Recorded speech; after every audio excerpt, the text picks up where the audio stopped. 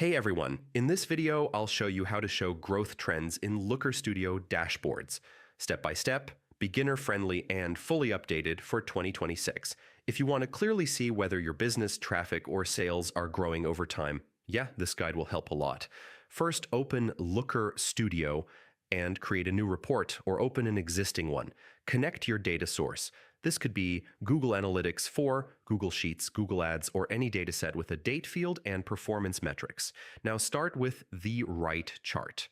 Growth trends are best shown using line charts. Add a line chart and set the date field as the dimension. For the metric, choose something you want to track growth for, like users, revenue, sessions, or conversions.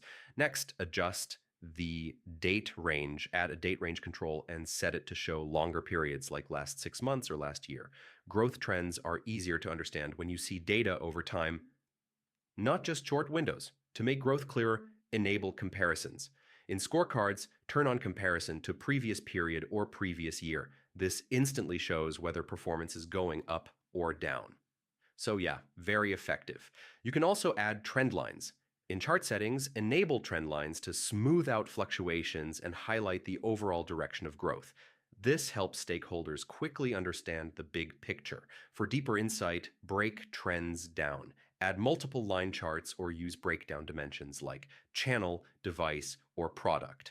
This shows which areas are driving growth and which ones are slowing down.